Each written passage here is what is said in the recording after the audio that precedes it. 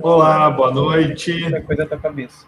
Então, estamos aí, processos petroquímicos, sábado, disciplina semipresencial, categoria 17.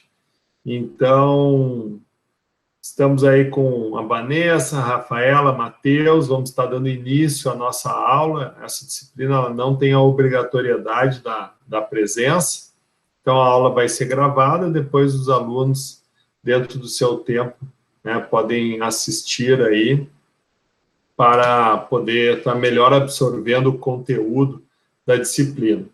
Muito bem, deixa eu falar um pouquinho do que nós tivemos aí ao longo aí destas últimas semanas.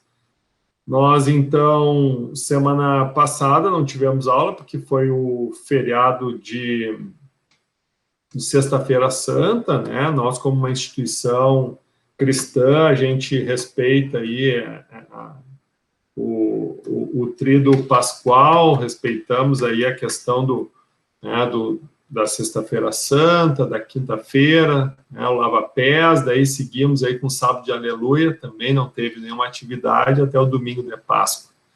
Então, na semana anterior, né, à Páscoa, nós tivemos aí a disponibilidade do espaço do tempo da disciplina, né, para que os alunos pudessem, então, estar elaborando o seu relatório virtual, que foi a nossa primeira avaliação do semestre, que está inserida dentro da avaliação AP1, que é a avaliação trimestral. Então, é importante a gente relembrar um pouquinho, mas nós temos, então, uma avaliação que foi agora, neste sábado passado, agora, ou melhor, na segunda-feira, né, era o término da postagem, dia 5. Na realidade, a atividade foi aberta dia 29 de março, e ela ficou aberta até o dia 5, quando, então, os alunos tinham que postar. Essa atividade valia meio ponto. Agora, para o final de abril, ali na última semana de abril, a gente vai ter já a primeira objetiva da disciplina. Essa objetiva, ela vale 1 ponto, né? Então, meio ponto mais 1 ponto, a P1 nós fechamos com 1,5 ponto. Lembrando que essa disciplina já está dentro do currículo novo, então a UBRA já foi reestruturada e a média da UBRA está sendo média 7. Então, 1,5 ponto, AP1 e o AP2, da mesma forma, vai ter um relatório virtual, isso no segundo trimestre, vai ter um relatório virtual valendo 1,5 ponto, e vai ter mais uma objetiva valendo 1 ponto. Então, a P2 fecha com 2,5 pontos, mais 1,5 ponto, fecha os 4 pontos, né, referente a AP1 e AP2. Aí nós teremos, então, no final do semestre, a avaliação semestral, que vai ter peso 6. E daí, desse somatório de notas, o aluno tem que chegar à média 7, tá? Então, deixa eu compartilhar aqui com vocês a nossa aula de hoje. Então, o que nós iremos ver hoje? Vamos dar um breve feedback aí de como é que foi as atividades, que na realidade a gente vai estar relembrando aí as atividades da aula 13 e 4 e a atividade da aula 5, né, que foi a atividade referente ao fechamento, né, do AP1, tá? E vamos depois, então, entrar na segunda parte aí da indústria petroquímica, tá? E também teremos hoje uma orientação para a leitura de um artigo que é totalmente voltado a essa área, a esse conteúdo que estamos aí desenvolvendo, um artigo da Braskem. Então, aula 13 e 4, tivemos aí a participação do Jackson, da Jaqueline, da Júlia, da Suzana, do Tiago, do Valmir e da Vanessa, né? Então, tivemos aí uma redução no percentual da participação, mas agradeço muito, né, a esses que puderam participar da atividade. acredito que a importância dessas atividades, né, serem feitas é para que a gente possa estar reforçando cada vez mais o conteúdo e estar cada vez mais aprimorando, né? Então, parabéns a esses alunos aí que tiveram atitude, fizeram a atividade e atenderam a proposta. A proposta era realizar o autoestudo, então o professor deu o feedback para cada um de vocês, né? Tivemos bons resumos, tivemos resumos bem fracos, mas o professor deu uma orientada ali nos alunos, porque é aquilo, esse conteúdo de processos petroquímicos tem muito conceito que, entre aspas, ele precisa ser memorizado, né? Eu não digo decorado, mas a gente precisa compreender, né? E tem muitos conceitos que não tem como, né, tu não ter que memorizar ele, para que aquilo se torne, né, impresso, digamos assim, na memória de vocês, e que aquilo aí venha ajudar, então, no desenvolvimento de vocês dentro do curso e principalmente na disciplina. Bom, o relatório virtual, a gente teve 75% da turma, né, que realizou essa atividade. Então, nós tivemos aí a Angel, o Jackson, a Jaqueline, o Gian, a Júlia, a Rafaela, o Tiago, o Valmir e a Vanessa, tá? Então, assim, o que acontece? Esses alunos, então, eles realizaram a atividade. E essa atividade era uma atividade que estava voltada a explicar, né, um pouco, entender um pouco sobre a função do hidrogênio e meios com que o hidrogênio, né, apoia o processo petroquímico. Então, a gente falou sobre as etapas em que o hidrogênio é consumido no processo, as etapas do processo de refino e petroquímico que geram o hidrogênio. Fizemos o questionamento se aquela quantidade de hidrogênio gerada era suficiente para abastecer o processo. E, por fim, né, o aluno tinha que apresentar, né, qual era o meio utilizado, então, para a produção de hidrogênio dentro dessas unidades produtoras. Então, foi um trabalho que, obviamente, teve um embasamento nas nossas aulas, mas o professor disponibilizou esse material da Universidade Federal do Rio Grande do Norte, do professor Dr. Afonso Avelino Dantas Neto, que preparou um material muito bacana, né, com relação a refino e petroquímica. É uma apresentação um pouquinho extensa, mas que ajudou muito, né, a elucidar e a melhor apoiar o aluno na compreensão, né, dessa atividade. Então, o que o professor quer fazer agora com vocês aqui? Teve alguns questionamentos, tá, que foram feitos, né, com relação a, professor, como é que eu posso fazer para recuperar? Eu não perdi o prazo. Sempre existem justificativas, né? A gente sabe como as coisas são. Então, o que o professor fez? O professor fez aqui um drive. Deixa eu só abrir aqui. Eu fiz um Google Form, que é um Google Form, que é uma enquete, tá? Então, eu vou querer que vocês respondam para mim. Essa enquete é uma enquete anônima, tá?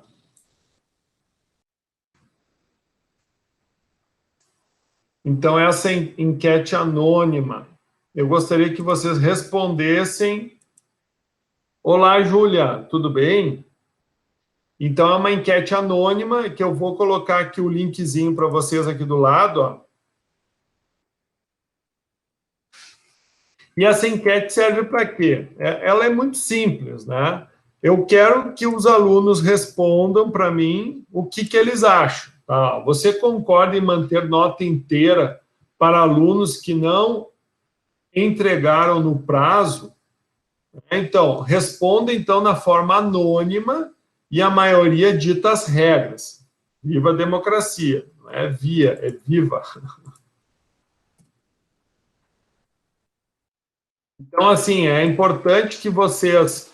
Daí você tem as 4 alternativas. Sim, concordo em manter a nota inteira, mesmo que o aluno tenha perdido. Não, sua nota deve ser reduzida em 25. Não, sua nota deve ser reduzida em 50. Não, sua nota deve ser 0. Então, caso o aluno tenha justificativa, então eu gostaria que vocês aí me respondessem através do link que o professor disponibilizou aqui para vocês. Então, Vanessa, Matheus, Rafaela e Júlia, já que é só vocês que estão em aula, então a maioria vence. Responde para nós aí. Vanessa, já respondeu? Já. Já. Rafaela? Oi, professor, você pode repetir, por favor? Responde o Google Form ali, ó. Ah, vou responder. Professor, inclusive, eu até queria falar da minha ausência na última aula, antes da Páscoa, é porque eu tive Covid, então não estava me sentindo muito bem. Então, eu nem assisti ao vivo a aula por conta disso. Ah, não tem problema. E a última aula foi uma aula que a gente fez ela dedicada para o pessoal terminar o relatório. O negócio autoestudo. Foi até por conta disso que eu não entreguei esse autoestudo. Eu até perguntei para a tutora se era que valia ponto, porque eu não estava me sentindo assim muito disposta. Então eu aproveitei o máximo para descansar. Foi a entrega agora até o dia 5. Esse eu entreguei direitinho. Esse eu vi ali que tu estava. Mas esse Google Form é para aqueles alunos que não fizeram atividade. Eu gostaria de saber a opinião de vocês. Tá bom, eu vou responder aqui. Tá. Júlia, tu conseguiu responder já o form?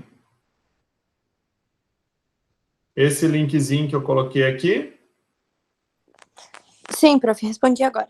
Ótimo. Matheus também conseguiu, Matheus?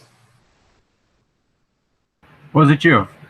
Tá, ótimo. Então tá. Então vamos ver o resultado da nossa enquete. Já tá faltando uma ainda. Só aguardar a Rafaela aí para ela responder. Enviei, já enviei. Ah, já? Tá. Então tá. Ó, é óbvio que foram vocês que responderam, tá? Então nós temos aqui, ó.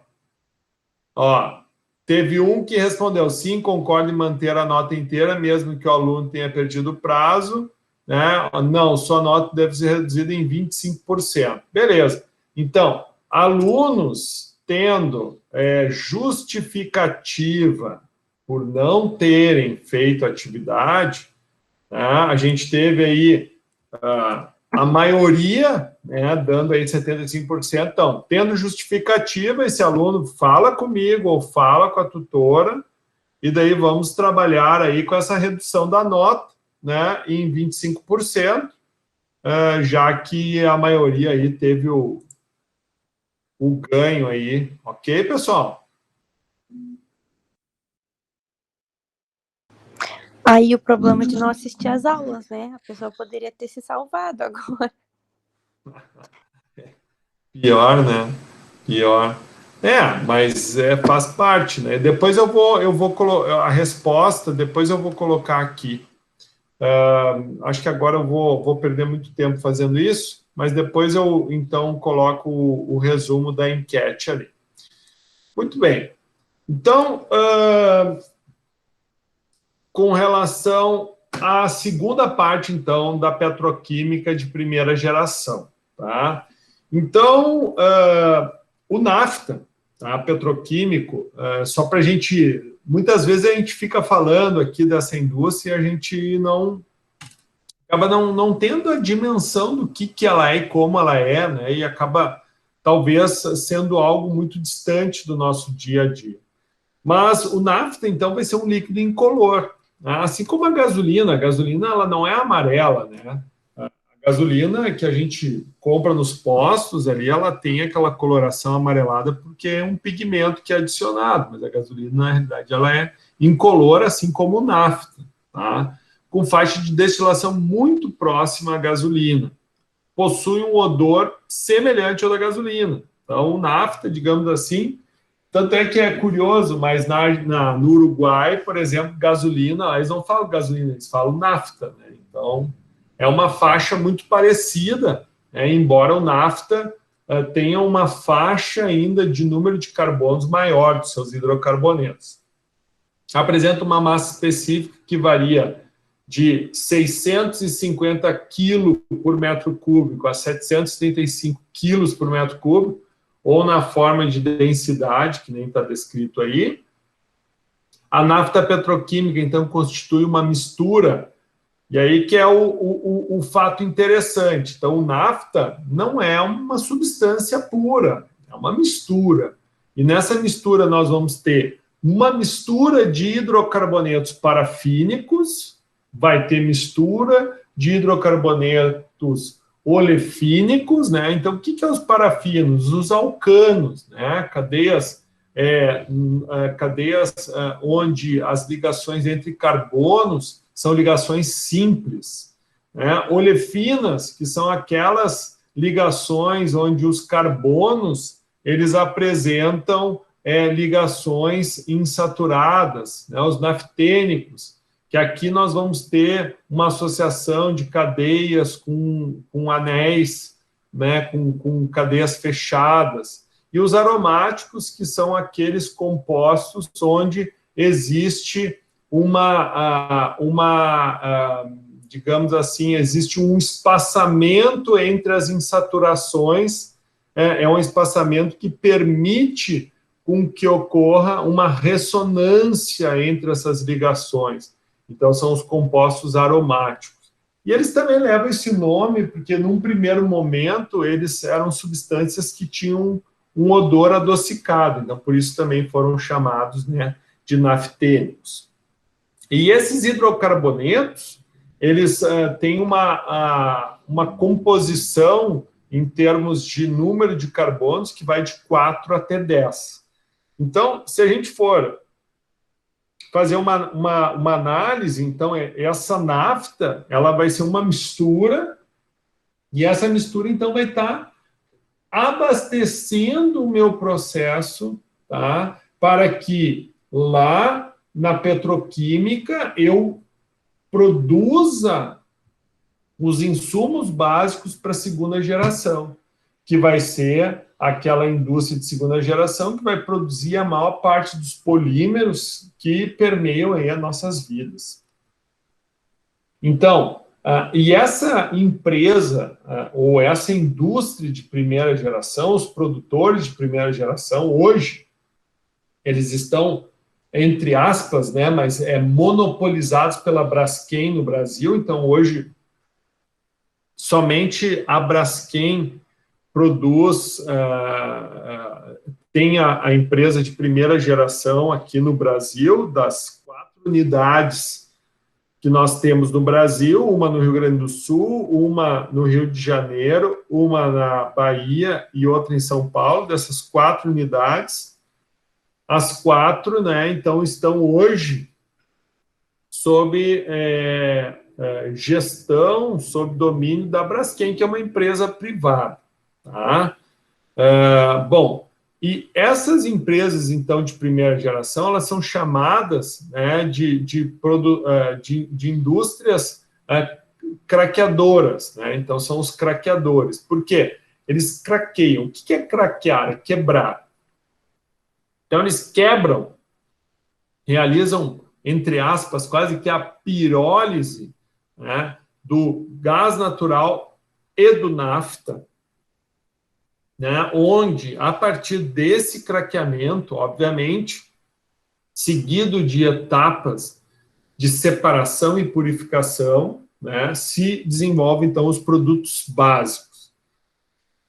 Curiosidade, né, eu falei que é o monopólio da Braskem, né, quase, porque lembram que acho que foi na segunda aula, eu apresentei para vocês a primeira refinaria do Brasil, que ela é de Rio Grande, e, curiosamente, ali eles têm o produto nafta para vender, né? Então, se tu quiseres comprar nafta, obviamente, né, tu consegue adquirir o nafta. Então, aqui tem o link, né, o link da FISP, do nafta, mas aqui mostra para nós, né, a composição e as informações sobre os ingredientes, né, que compõem o nafta. Então, o nafta petroquímico, né,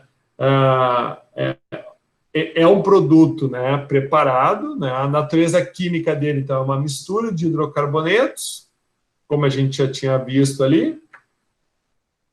Tem o nome químico, né, que é hidrocarboneto parafínico, hidrocarboneto naftênico, hidrocarboneto aromático e benzeno. A concentração de cada um desses ingredientes. Então, os parafínicos, né, que envolve tanto o parafínico quanto o isoparafinas, né, esses dois aqui, eles somam 70% da composição do nafta, 5,6 de aromático, 21,5 de naftênicos, né, aqui dentro dos naftênicos, bem possivelmente está inserido as olefinas, está dentro aqui junto com os naftênicos, e o benzeno ali em torno de 0,9%. Então, essa seria, né, digamos assim, tornando para vocês mais real o que é esse nafta. Assim, esse nafta é um produto. É um produto que hoje quem entrega para a petroquímica é uma refinaria, né? Então, como no Brasil hoje a gente tem todas as refinarias na mão da Petrobras, então é da Petrobras que vem esse nafta. E o que não vem da Petrobras, né, vem de fora por exportação. Por quê? Porque a partir de 2005, a partir de 1995, caiu o monopólio, né, da indústria do petróleo aqui no Brasil, e a partir disso se criou toda uma série de leis e uma agência de regulação, que é a ANP, onde permitiu, então, que ocorresse o que aconteceu, né, a privatização, né, das indústrias petroquímicas, né, a autorização de outras refinarias, né, estarem se desenvolvendo e sendo produtoras no Brasil, e em cima disso entra aí essa que a gente está vendo aqui, e entra também a questão de que, como a Petrobras não consegue atender toda a demanda de nafta do mercado, então em torno de 30% do nafta ele é importado, né? Então ele vem de fora para ser inserido no mercado para produção. E da mesma forma que esse aqui, ele vai ter uma ficha de segurança, ele vai ter uma inspeção. E o gás natural, que é outro produto também utilizado para abastecer a indústria petroquímica, ele vai apresentar essa composição média aqui, né? Da mesma forma que o nafta, o gás natural também vai ter uma especificação. É óbvio que, dependendo da bacia de onde vem esse gás natural, ele vai ter umas pequenas oscilações nesse percentual. O nafta, em tese, menos, né? Claro, vai depender muito do processo de refino. Lembra que lá na aula 2, que, se eu não me engano, que nós falamos de refino, o refino ele tem uma série de particularidades, né? Por quê? Porque cada processo é um processo diferente do outro. Então, não se tem uma produção em série de refinarias. Então, as refinarias, cada uma vai ter a sua identidade, cada uma vai ter os seus processos e automaticamente vai especificar os seus produtos, que vão ficar dentro de uma faixa aceitável, mas que podem sofrer algumas oscilações. Um fato curioso, né, eu trabalhei uma época numa empresa de São Paulo, a Progome, e a gente tinha um produto que a gente desenvolvia que precisaria utilizar o benzeno, né? E o único benzeno que a gente conseguia utilizar para o processo de nitração era o benzeno produzido aqui pela antiga Copesul, no caso aqui da Braskem do Rio Grande do Sul. Porque o benzeno que vinha de Camaçari, o benzeno que vinha de Mauá, esse benzeno ele tinha algo que envenenava o catalisador no processo, né, de nitração e depois de hidrogenação para a produção da anilina. Então, isso é um fato curioso, que daí a gente vê, mas não é benzeno, mas tinha algo na composição ali que acabava, né, prejudicando o processo de fabricação de um determinado insumo químico. Então, é uma curiosidade, como eu disse para vocês, cada processo ele vai ter a sua identidade. Sim, vai ter uma composição, né, que vai, obviamente, oscilar um pouco, e às vezes essas oscilações são cruciais para o processo. Então, veja que o gás natural então, vai ter CO2, vai ter, né, um pequeno percentual de nitrogênio, e vai apresentar C4+, né, ou seja, algumas cadeias de cadeia longa, mas basicamente vai ser metano, né, e o restante, outros aí. Mas daqui, então, se processa também, né, os insumos para a indústria petroquímica. Então, olhando de uma maneira bem simplificada, então, se a gente pegar aquela composição lá do nafta, então esse nafta ele vai ser transformado então em olefinas e aromáticos. Então, dentro essa gama de produtos aqui, ele já vem da refinaria pré-especificado.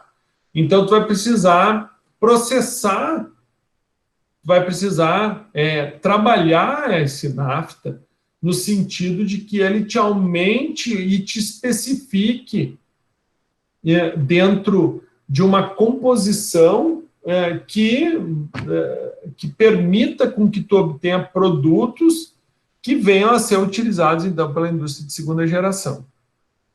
Então, dentro dessa linha, agora, a nossa próxima aula, a gente vai ter uma semipresencial, que agora é dia 15. O professor já colocou uma atividade para vocês ali, para que vocês possam realizar uma atividade complementar. Vai ser um assunto bem interessante, como aumentar o rendimento de eteno numa indústria petroquímica, que vai ser muito o trabalho de vocês, né? Futuros engenheiros, químicos, né? Vocês aí vão ter desafios nessa dimensão, tá? E daí, como é que eu posso fazer para aumentar o rendimento de eteno numa petroquímica? Tem como? Tem. E esse material da semipresencial do dia 15, ele vai permitir com que vocês tenham um pouquinho desse gostinho aí do que né, estarem aí propondo melhorias. Daí vai rolar ali, então, a sala de interação, onde eu vou querer estar ouvindo a opinião de vocês. Muito bem.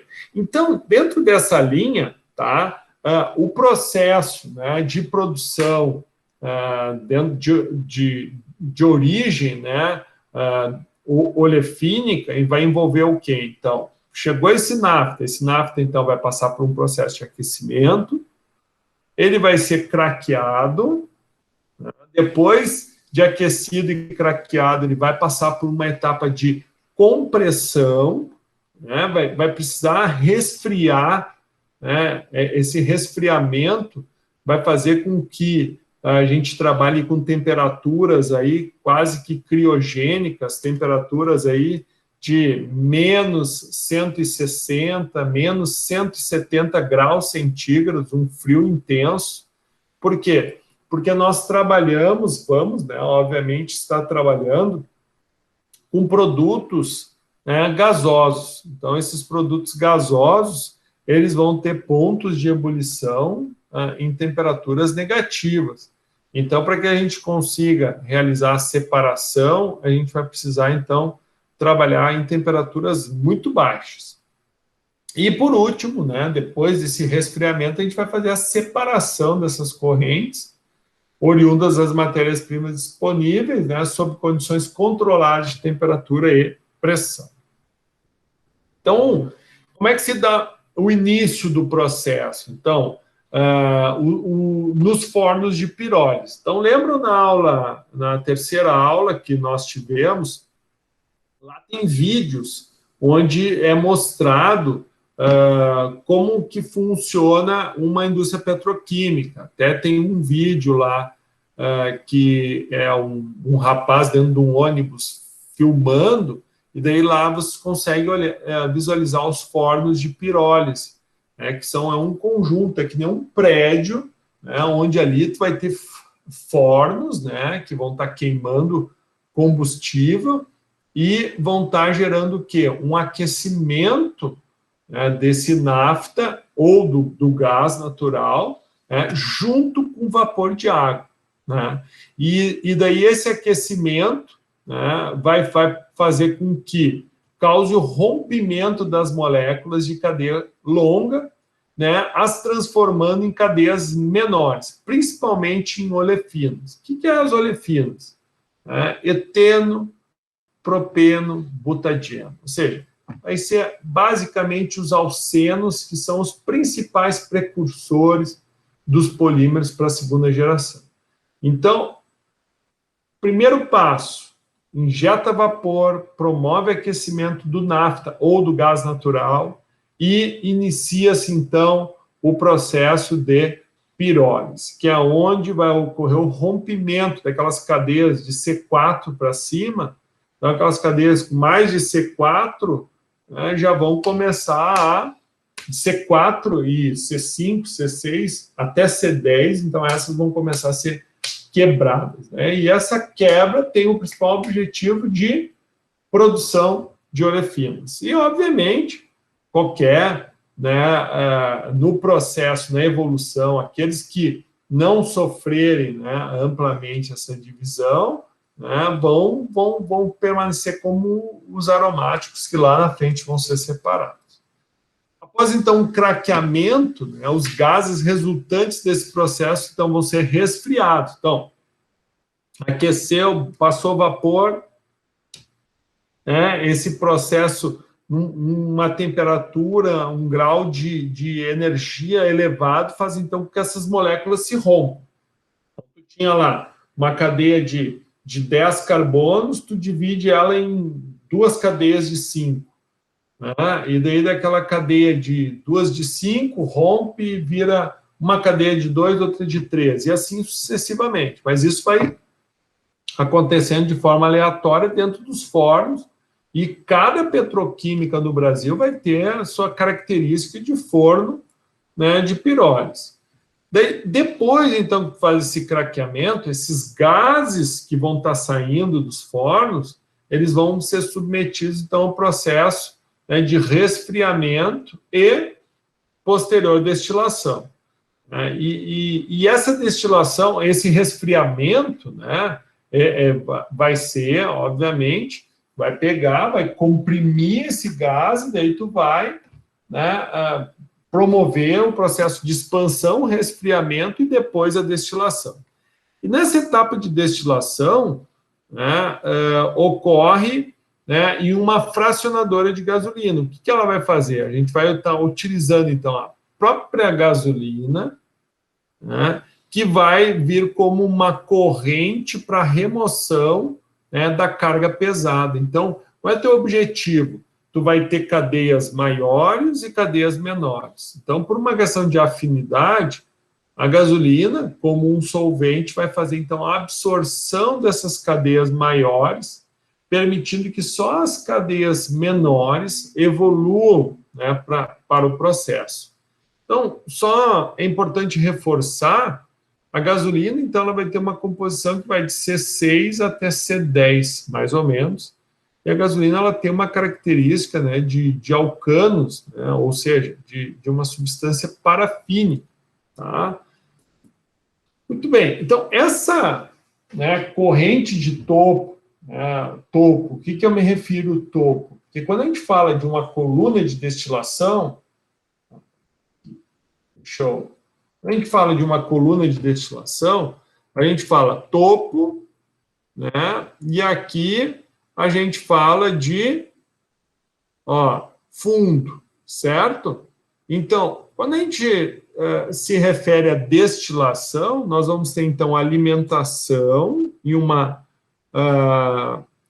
torre de destilação. Então, aqui dentro existe uma série de pratos. E esses pratos, eles vão ter, então, eles vão estar cheios de líquido, né, que é o próprio líquido que vai tender a descer, e em cima, né, os gases, então, vão subindo e condensam aqui. Né, e daí tu separa esse produto, onde tu vai poder estar já envasando ele, se ele já estiver nas especificações adequadas, ou encaminhando ele para outra etapa do processo. Mas, para que a pureza desse gás continue saindo de forma elevada, tu faz o quê? Tu regula um refluxo, né, dessa corrente de produto que está saindo lá em cima. Então, essa regulagem faz com que tu desça mais uma corrente líquida, porque tu condensou, né? Então, ele entra como líquido, e isso vai te ajudar no quê? No processo de recuperação de qualquer gás, qualquer material mais pesado, que tenha um ponto de ebulição maior, seja arrastado para o topo da coluna. Então, esse processo de destilação nada mais é do que um processo de purificação de matéria-prima. Ele não só separa, né, substâncias, mas ele também promove a purificação, de tal forma que embaixo tu vai ter uma composição prioritária e em cima uma composição prioritária. E daí o que ocorre? Na fase de esgotamento, então tu vai ter o material que tem um maior ponto de ebulição, é aquele material mais... que mesmo numa temperatura mais elevada, ele ainda permanece no estado líquido.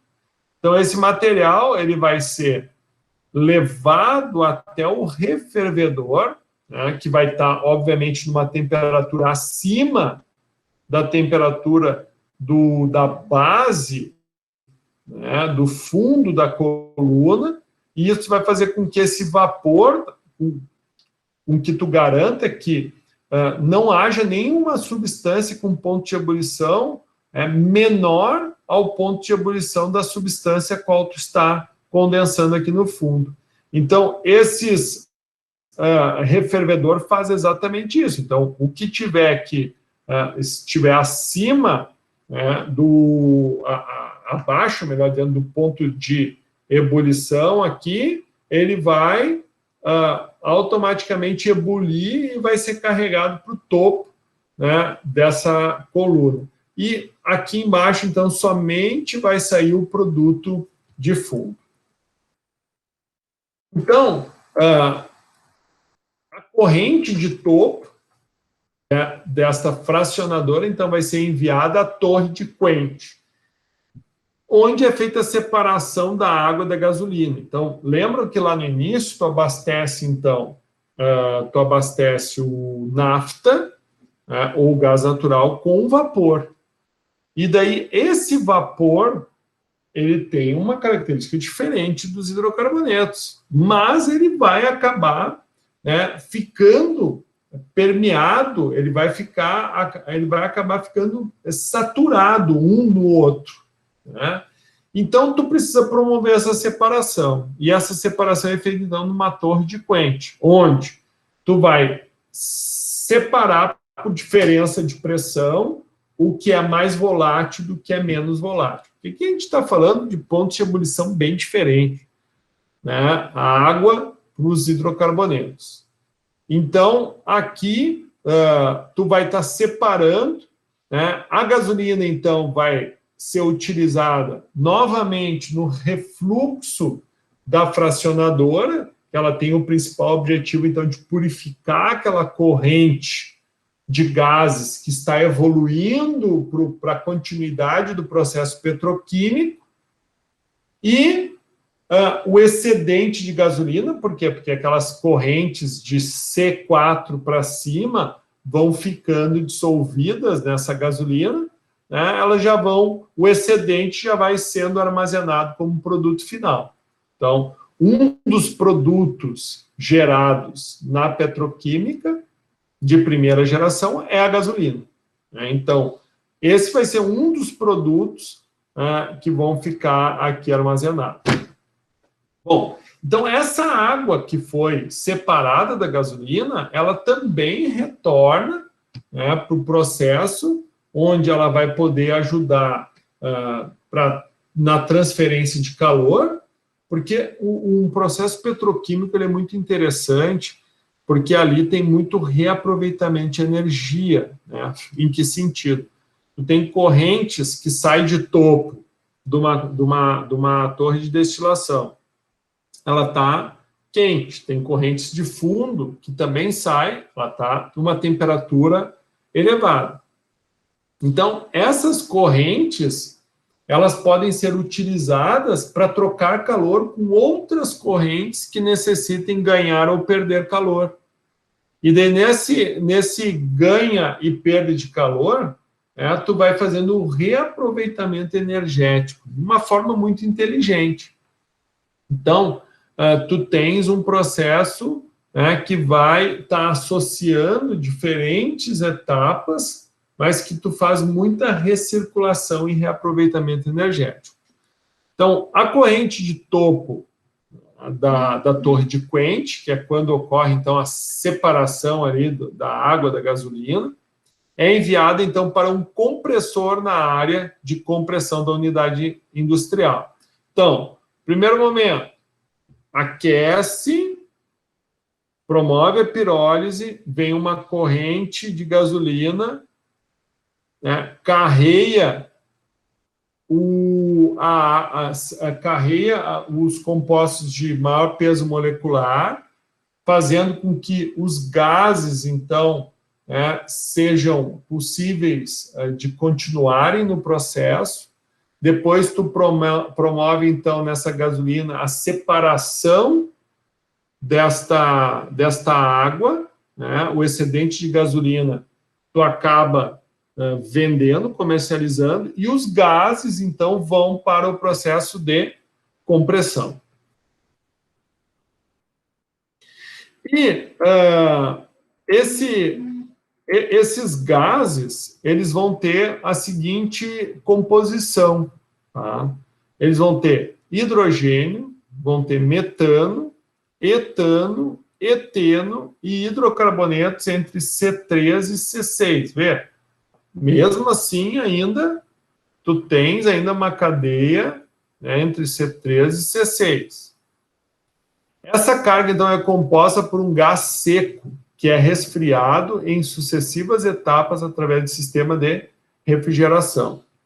Consegue-se, assim, em temperaturas criogênicas, que podem alcançar até menos 166,5 graus centígrados. Então, após a primeira etapa, então, que tu pegou aquele gás comprimido, né? E daí tu passa por essa etapa de resfriamento, tu vai fazer o quê? Tu vai levar essa mistura, a carga, para uma desmetanizadora. O próprio nome já diz, ou seja, vai remover o metano. Onde? Lá no topo da coluna vai sair quem? O metano, tendo uma pequena contaminação de eteno. Isso aqui, para vocês terem uma ideia, 4 quilos por metro cúbico, ou seja, 4.000 gramas, né, 4 quilos por metro cúbico, ou 4.000 ppm de eteno. E lá no fundo, né, tu vai ter uma corrente com uma contaminação de 600 ppm de metano. Então, o principal objetivo é estar separando, então, esse metano na parte de cima. Então, o fundo vai seguir, então, para a desetanizadora na sequência do processo. Então, agora, separado o metano, e no fundo o restante segue, toda essa composição restante segue. Então, tiramos o metano, isso aqui segue para a parte de baixo, no fundo.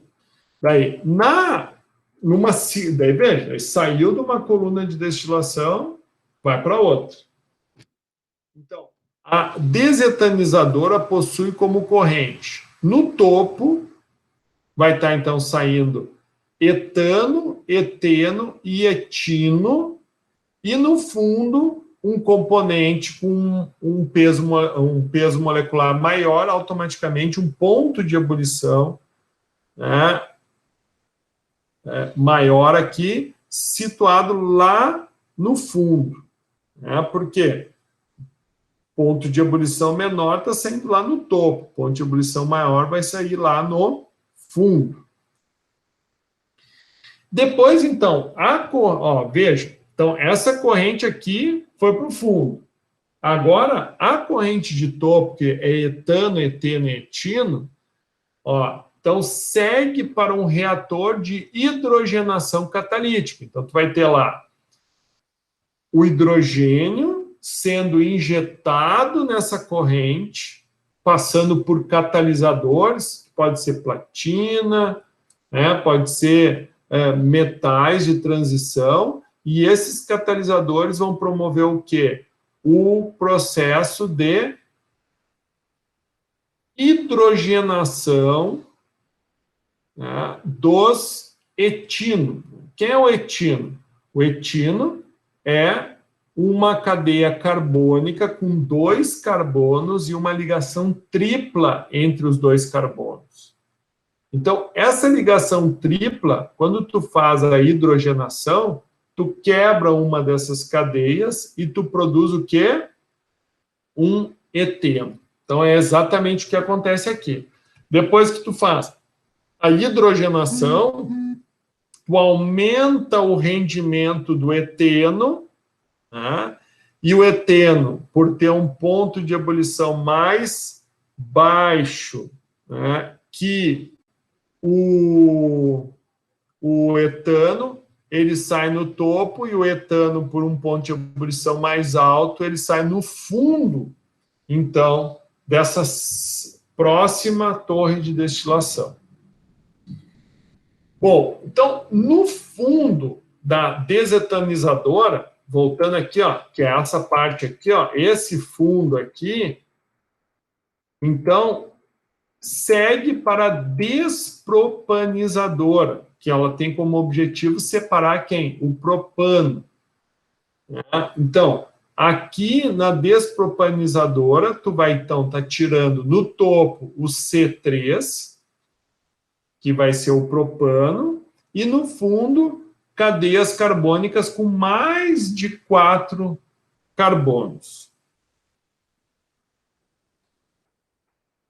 Bom, essa cadeia, então, esse C3, né, que foi separado em cima, no topo, então vai ser uma corrente composta basicamente de propeno e propano, propino e propadieno. Veja bem, é uma mistura, são tudo C3, né? Prop são 3 carbonos, então tu tem o propeno, que vão ser 1, 2, 3 carbonos, então vai ser os 3 carbonos com uma ligação dupla. Propano vão ser os 3 carbonos com somente ligação simples entre os carbonos. O propino, que vão ser 3 carbonos com uma ligação tripla entre 2 carbonos e outra simples, e o propadieno, que vão ser 3 carbonos também, só que entre cada um dos carbonos vai ter uma ligação dupla. Então, esses compostos agora, né, eles também vão passar por uma reação de hidrogenação da mesma forma que aconteceu antes com etino. Então, aqui, tu vai estar fazendo o quê?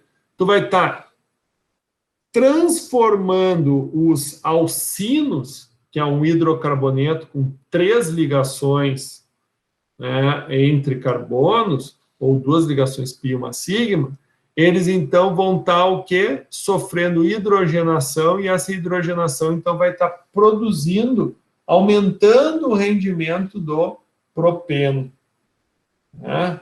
E daí, tu tendo então, depois dessa hidrogenação, tu vai ter propano e propeno, porque o propano não vai reagir na hidrogenação, ele entra, mas como a cadeia dele é saturada, não tem como entrar mais hidrogênio.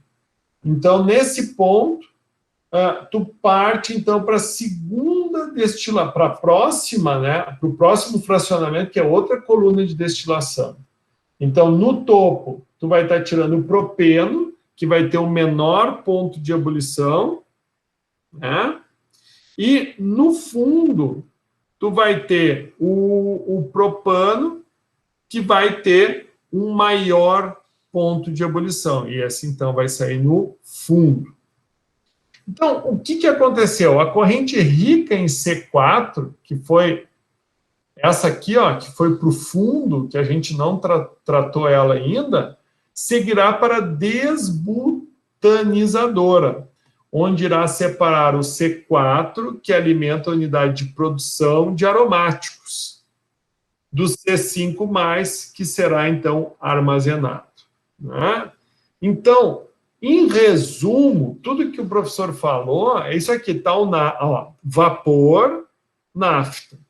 Então, o nafta entra com vapor, aqui, então, vai ocorrer o aquecimento, esse vapor e o calor vai promover, então, o craqueamento do nafta, esse nafta craqueado, então, vem para a etapa de quench. Aqui no quench, tu vai separar, então, água, né? Tu vai separar gasolina, tá? E água. Daí o que tu vai fazer? Os gases que vão estar nessa parte de cima aqui vão ser, então, comprimidos, bem para a unidade de compressão, tá? Aqui, nessa etapa, então, tu teve o quê? Tu teve a separação da água, e essa água volta para o processo, e aqui tu teve, então, digamos aqui, a separação dos gases. Porém, a gasolina separada, ela novamente, ela vai ser utilizada aqui, ó, para quê? Para lavar esse gás que foi comprimido e que vai entrar nessa coluna de destilação. Então, tu vai ter o gás subindo e tu vai ter, então, essa gasolina descendo, como lavando, então, esses gases. Bom, desta etapa aqui, então, tu vai separar o hidrogênio e a gasolina vai acabar carregando para uma próximas, né? Aqui está mostrando uma só coluna de destilação, mas não é uma só. A gente viu que são separadas. O material que vocês vão ler, tá, na aula semipresencial, que vai ser agora no dia 15, lá tem o fluxograma separadinho, ele lá está bem rico, mas então aqui tu vai promover a separação da gasolina, né, e dos demais componentes que vão compor, então, principalmente os produtos da indústria, né, petroquímica. Deixa eu ver se eu tenho aqui ele para mostrar para vocês aqui, ó.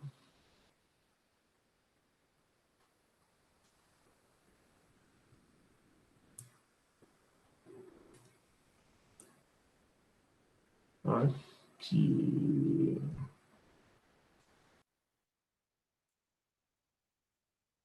Esse material aqui, ele mostra bem exatamente como o professor estava falando ali, as etapas de separação. Aqui.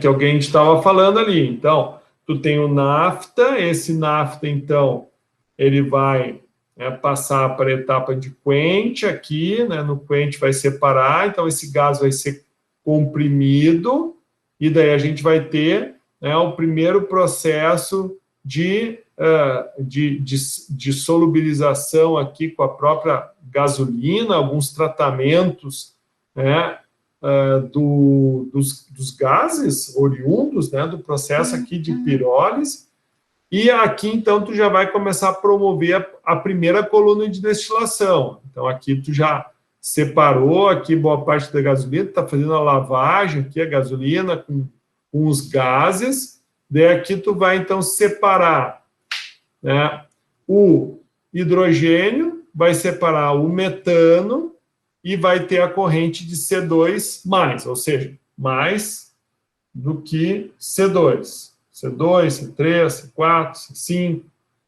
Dessa corrente de C2 aqui, então, tu vai promover a separação, né, que tu tem a hidrogenação, e tu separa eteno de etano. Daí, o C2, né, C2 literalmente subiu, e o que é mais de C2, que é o C3+, vem para essa segunda coluna de destilação, onde tu vai separar o C3 aqui em cima, vai hidrogenar o C3, e dessa hidrogenação do C3, tu vai ter o quê? A produção de propeno e de propano, né? O propano é matéria-prima do quê? É matéria-prima para a produção de GLP, que é o gás liquefeito petróleo. E aqui, dentro dessa linha, tu vê, essa etapa de separação, tu vai promover uma pureza de 99,5%, mas somente com a hidratação, tu já poderia ter uma concentração de 95% de propeno. Então, tu vai destilar porque tu está precisando de uma pureza maior. Então, isso é um detalhe de processo. E esse C4+, que vai sair pela parte de baixo, então, o C4 vai para compor os aromáticos, e o C5, ele vai, que é a gasolina, C5+, que é a gasolina, ela volta, né, para cá, e aqui o excedente de gasolina também acaba, né, compondo essa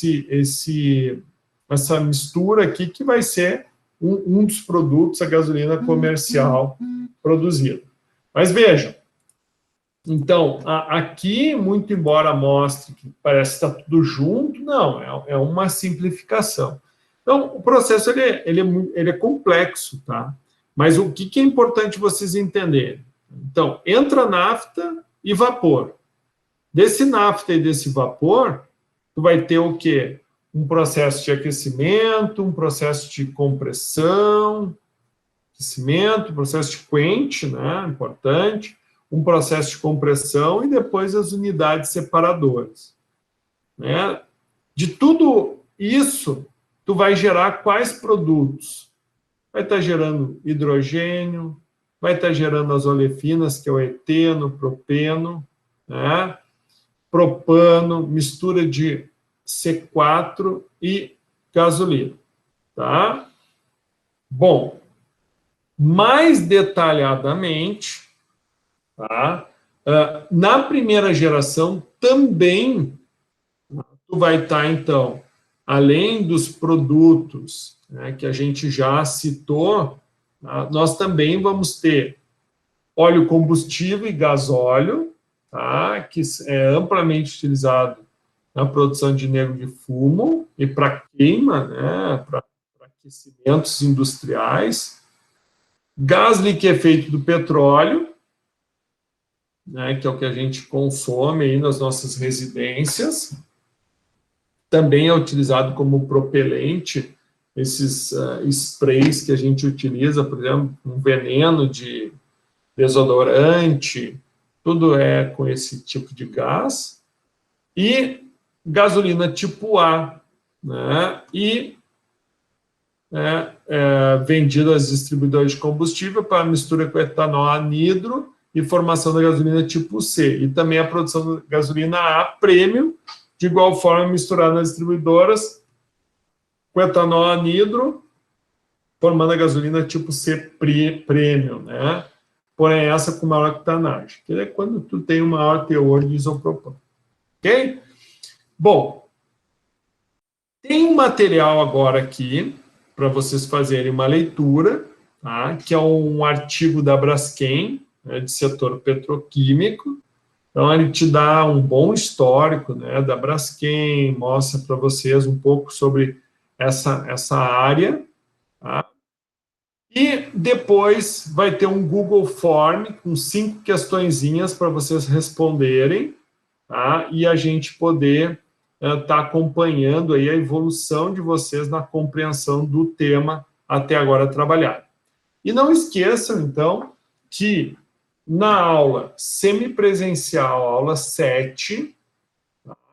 Tem o material 1 da aula 7, que vai ser um artigo sobre simulação da destilação, né, de uma planta petroquímica. E na sala de interação, né, o professor quer que vocês compartilhem com os colegas uma alternativa para aumentar a produção de eteno em uma unidade petroquímica. É óbvio que para vocês responderem, vocês vão ter que ler o artigo, né?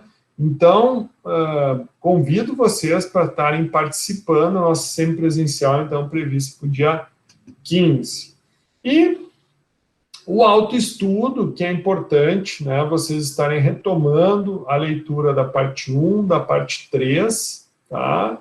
E lembrando que a nossa prova objetiva, aí nós temos mais praticamente mais 2 semanas antes da nossa prova objetiva.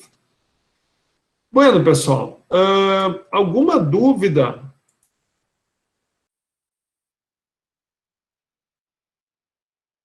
Alguma dúvida? Podemos seguir, então? Tudo ok, prof. Oi, Jaqueline, tudo bem? Rafaela, Matheus, Vanessa. Então, vou parar a gravação por aqui. Professor.